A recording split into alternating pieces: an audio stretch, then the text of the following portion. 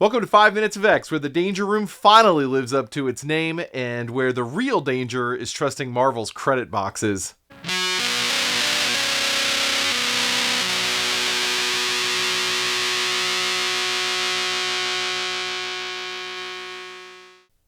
X-Men number 22 released on May 3rd, 1966. Roy Thomas wrote today's story, and there's a fun story about our returning artist, Werner Roth. When Jack Kirby stepped away from doing full pencils after issue 11, Marvel brought in Werner Roth to handle all the art, but since Roth was still drawing romance comics for DC, he used his alias, J. Gavin, to keep his side of the hustle secret. He started with issue 14, working over Kirby's credited layouts, and for a while the credit box kept listing Kirby as artist, even though Roth was the one finishing most of the pages. That gave the book a softer, more deliberate style than Kirby's raw energy, but just a few months later, deadlines caught up and Stan Lee pulled Kirby back into pencil issues 17 and 18. After that brief rescue, Roth returned full-time and is under his real name, and that's where he would return the steady hand on the X-Men through most of the 60s. So in classic Marvel fashion, the credits were less about who was supposed to be on the book and more about who was free that week to save Stan's bacon. And while all that was happening, Stan quietly promoted himself in the credits. Now he's listed as editor, just to make sure everyone knew who was really in charge. Okay, so we open in the Danger Room, and for the first time in X-Men history, we see an actual Danger Room exercise. Usually we get a page or two of the X-Men using their powers in nice poses. It's a great way to introduce new readers, what the X-Men can even do. But here, we have to fight a giant robot that Professor X has made specifically to challenge the team. We get 7 pages of the teamwork with our X-Men, and we watch as they fail, regroup, team up in different ways, and fail again. Always trying something new. Of course, the solution is way outside the box thinking, using Charles's leg covering blanket to blind the robot, and then they take it out. This is just great, these 7 pages.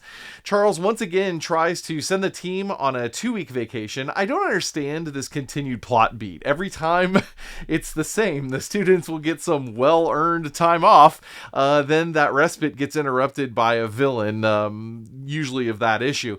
It happens again here, and I can't help but to think that in every case so far, the story would have been better if the team was just done training for the day and heading to New York for a night on the town. Same stories could take place, but instead we get to rinse and repeat vacation release story.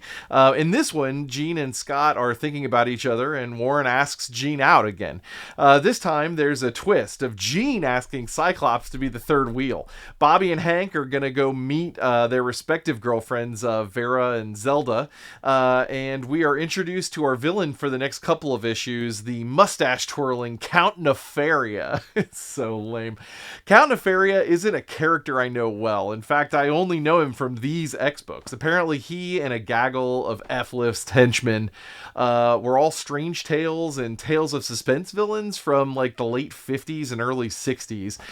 Check these dudes out, though. We have the Eel, Plant Man, real name Samuel Smithers, the Porcupine, the Scarecrow, and the Unicorn, who is the leader of this ring of villains, but taking orders from Nefaria. Scott and Jean separately spot what look like an X-Men in Central Park. Then Bobby and Hank, out of their double date, hear a radio report about the mutant sightings there.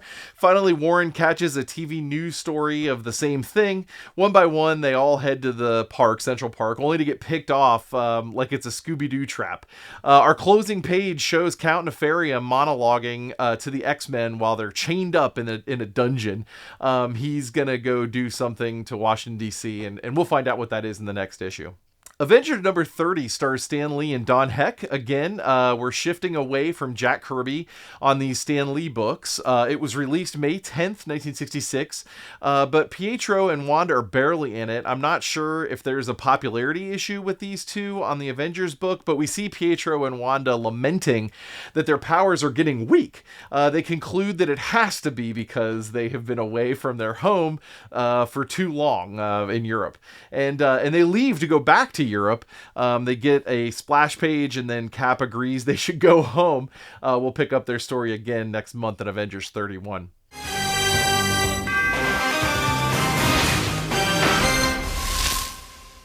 Okay, so the opening to X-Men 22 in the Danger Room is truly great. I loved every panel, but then things go south a bit. These new-to-us villains are lame, and the Central Park capture of the X-Men just feels like filler. The opening saves the issue, so there's that. As for the Avengers, I like stories where our heroes are in crisis. Watching how they handle adversity can make for a great story. Unfortunately, this is not enough of it here. Wanda is just sad, and Pietro is busy goofing off with a silly helmet meant for another character to really have any comment of emotional weight. Marvel has been inconsistent in handling this over the years. Magneto is actually dealing with something similar in the current X-Men run, but it too is not really taking advantage of the possible deep and engaging storytelling or character growth of any way. Well, you survived another session in the Danger Room. For more character info, reading lists, and what other nerdy projects I'm tangled up in, head on over to Jordy.com. New episodes drop Wednesdays at noon and Fridays at 4 p.m. Eastern. Remember, comic books are like soap operas in a lot of ways, but they shouldn't move at the pace of a soap opera hospital stay.